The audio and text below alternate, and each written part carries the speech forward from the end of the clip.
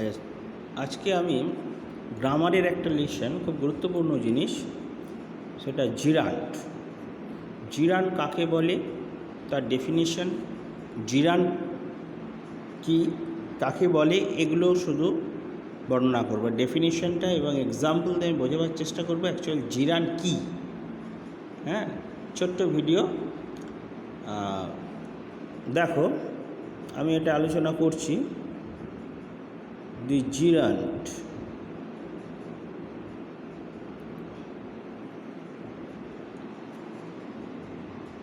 আচ্ছা আগে আমি একটা সেন্টেন্স লিখলে বুঝতে পারবে যে জিরান্ট কি।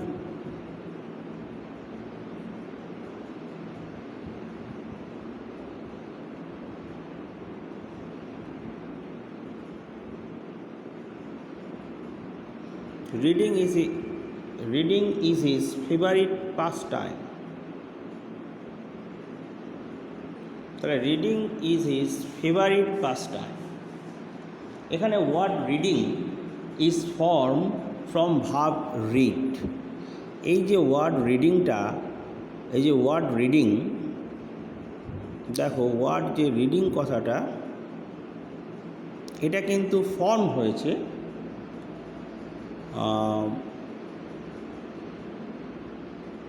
এটা গঠিত হয়েছে কি থেকে? ফ্রম দি ভার্ব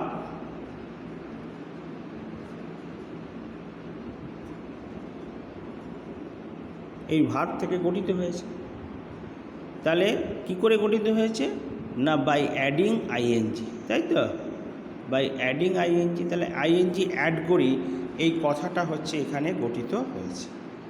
তাহলে reading is is favourite pastime, এই এক্সাম্পলে রিডিং কথাটা কিন্তু actually word reading is formed, গঠিত হয়েছে কি থেকে না, from the verb read by adding ING. ING add করে এটাকে রিডিং কথাটা, রিডিং যে শব্দটা গঠিত হয়েছে। দেখো, এটা আমরা এটাও দেখতে পাচ্ছি যে এখানে কিন্তু এটা সাবজেক্ট অফ দ্য ভার্ব ব্যবহৃত হচ্ছে। এই যে ওয়ার্ডটা,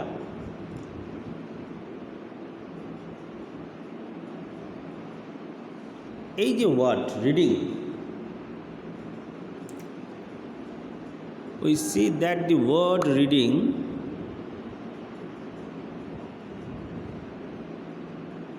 এই যে রিডিং শব্দটা, এটা কিন্তু কী হিসেবে ব্যবহৃত হচ্ছে?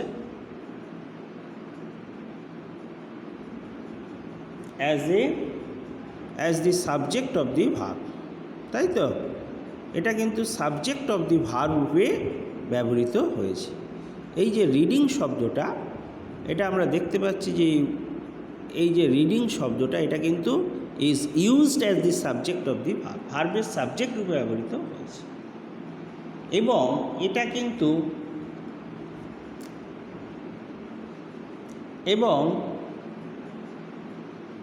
অ্যান্ড হেন্স, সেই জন্য এটা কিসের কাজ করছে? Does the work of A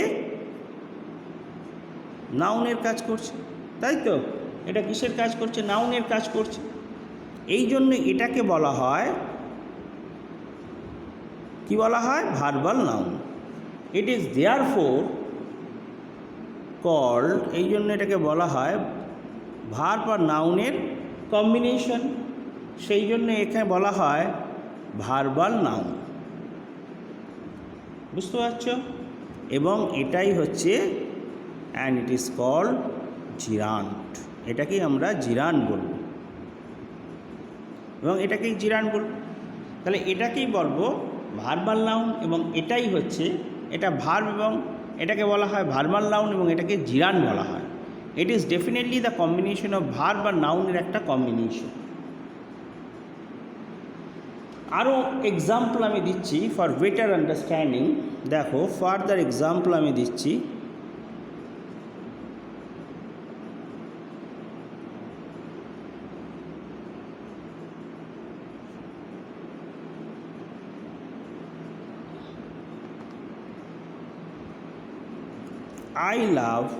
I like reading poetry. দেখো আই লাইক রিডিং পোয়েট্রি। তাহলে এখানে দেখো এই যে সেন্টেন্সটায় আমরা কি দেখতে পাচ্ছি, এই সেন্টেন্সটায় আমরা দেখছি যে জিরানটা নাউনের মতো কাজ করছে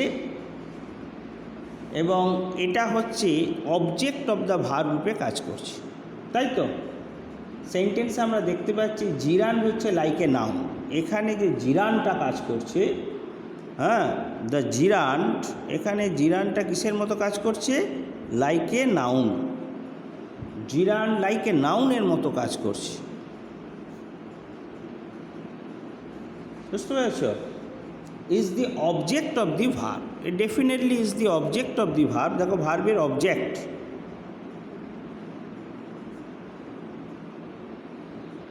তাহলে ভার্বের অবজেক্ট রূপে এখানে কাজ করছে, ভার্বের অবজেক্ট রূপে কাজ করছে এবং ভার্বের মতো এটাও কিন্তু একটা অবজেক্ট নিয়েছে। দেখো বাট লাইক এ ভার্ব, ভার্বের মতো ইট অলসো টেক্স, এটাও নিচ্ছে, কি নিচ্ছে? An object. দেখো এটাও একটা অবজেক্ট আছে, এরও একটা অবজেক্ট আছে, এটা ভার্বের মতো এরও একটা নিজস্ব অবজেক্ট আছে, এটা এর অবজেক্ট, আবার এটার দেখো এখানে যেমন এর অবজেক্ট রূপে ভার্বের অবজেক্ট রূপে কাজ করেছে, কিন্তু এরও একটা নিজস্ব অবজেক্ট আছে, ঠিক আছে? এরও একটা নিজস্ব অবজেক্ট আছে, সেটা হচ্ছে poetry. It also takes an object, thus clearly showing that it has also the force of the verb. এইভাবে কিন্তু পরিষ্কার দেখাচ্ছে,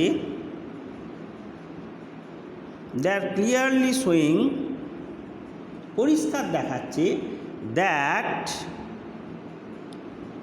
ইট has also, that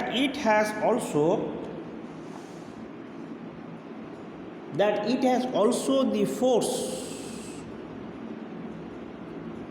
of a verb, ভার্বের একটা ফোর্স এখানে কাজ করছে। কি বলছি বুঝতে পারছো?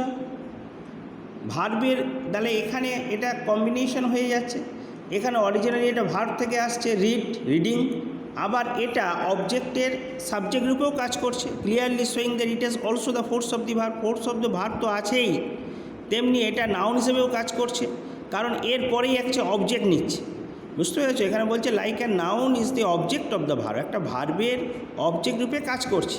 আই লাইক রিডিং পোয়েট্রি, বুঝতে পেরেছো? ভার্বের অবজেক্ট রূপে কাজ করছে, ঠিক আছে? But like a noun, like a ভার্বের মতো it also takes an object, ভার্বের পরে অবজেক্ট বসে, এটাও একটা অবজেক্ট নিয়েছে, সুতরাং এটা একটা ফোর্স অফ দি ভার্ব এখানে আছে। তাহলে এটা যেমন একটা নাউনের মতো কাজ করছে, অ্যাট দ্য সেম টাইম এটা ভার্বের মতোও কাজ করছে, ভার্বের কাজটাও করছে, সুতরাং এটা একটা perfect example of the gerund. আর একটা এক্সাম্পল আমি দিচ্ছি, example number 2।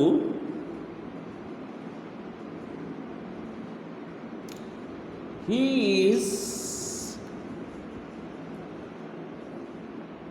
fond of hoarding money.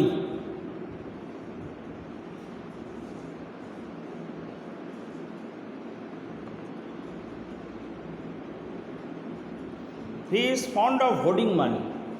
সে মানি হোর্ড করতে ভালোবাসে, বুঝতে পেরেছো? হোর্ডিং, হোর্ড, সঞ্চয় করতে ভালোবাসে।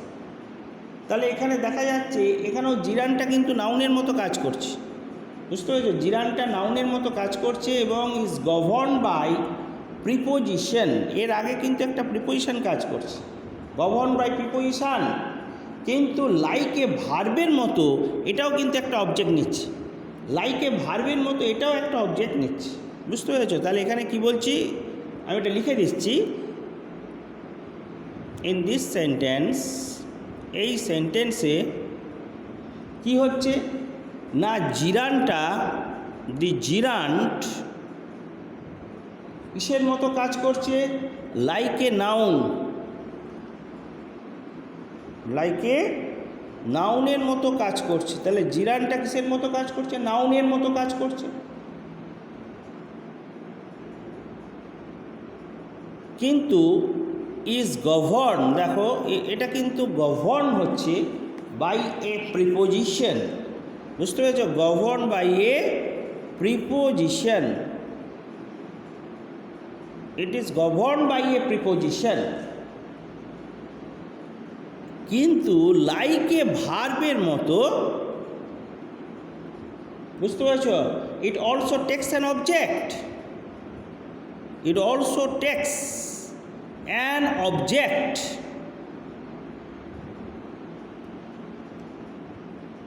বুঝতে পারলে? আচ্ছা, আমি এই দুটো এক্সাম্পল দিয়ে তোমাদের বোঝাবার চেষ্টা করলাম জিরান কি।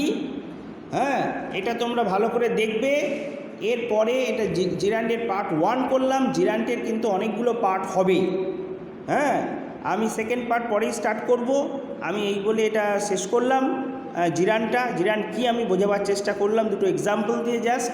জিরান্ডের অনেক ভাগ আছে, সেগুলো পরে বলবো। আজকে এই বলে আমি শেষ করলাম। এবং যদি ভিডিওটা ভালো লাগে অবশ্যই সাবস্ক্রাইব করবে, তাহলে নতুন নতুন গ্রামারের বিভিন্ন ধরনের গ্রামার আমি কিন্তু এই চ্যানেলে বর্ণনা করব। বিভিন্ন ধরনের গ্রামারের বিভিন্ন ক্রিটিক্যাল জিনিসগুলো সবই আমি আলোচনা করব। এই বলে শেষ করলাম।